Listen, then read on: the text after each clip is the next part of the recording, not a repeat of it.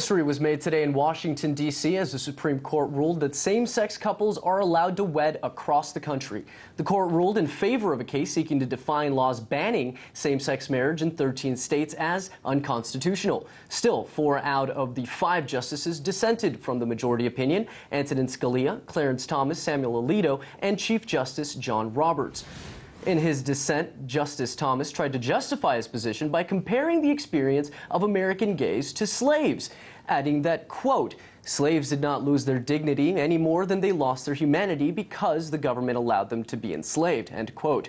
Shortly after, President Obama gave his remarks from the Rose Garden on SCOTUS's decision. Take a listen. This decision will end the patchwork system we currently have. It will end the uncertainty hundreds of thousands of same-sex couples face from not knowing whether their marriage, legitimate in the eyes of one state, will remain if they decide to move or even visit another. This ruling will strengthen all of our communities by offering to all loving same-sex couples the dignity of marriage across this great land. RT correspondent Anya Parampil was at the Supreme Court for that decision. Around 10 a.m. this morning, runners sprinted from the nation's high court and delivered to this crowd of thousands of people from around the country the decision that in a 4-5 ruling, the Supreme Court has stated that bans on same-sex marriage across the country are unconstitutional. Now, currently, 13 states in the U.S. have such a ban that now are going to be ineffective as of this ruling.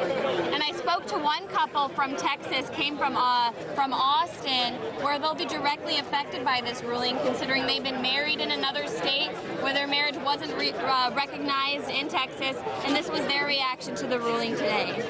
We've not been recognized at all, and so it's everything from going to the doctor's office and asking if you're married, and I don't know what to say because I am in California and in 36 other states, but not in Texas, and so that's really hard, and it's hard to say I'm not married when I am. There is nothing different about my relationship with Lisa than anybody else's relationship, and so it's nice to, it's not nice, it's amazing.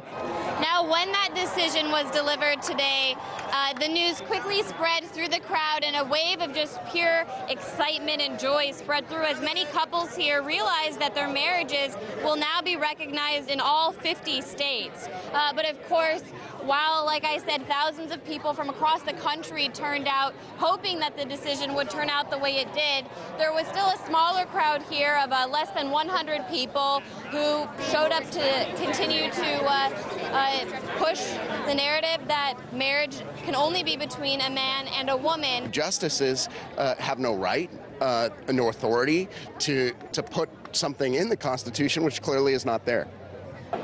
Now, when the decision was delivered today, it started in one corner, and as the news spread, a real wave of excitement spread through the crowd as thousands of couples that came out from around the country realized that now their marriages will be recognized in all 50 states. And I spoke to the executive director of the LGBTQ National Task Force, and here's what she had to say about the legal significance of this ruling. There are millions of married couples across this country, millions of them. Some are in opposite-sex couples and some same-sex couples. What the court acknowledged today is marriage is marriage is marriage. Everyone out here is basically overwhelmed to be a part of what is really a historic moment in the United States, as same-sex marriage and marriage equality is now the law of the land. From the Supreme Court in Washington, D.C., this is Anya Parampil, RT.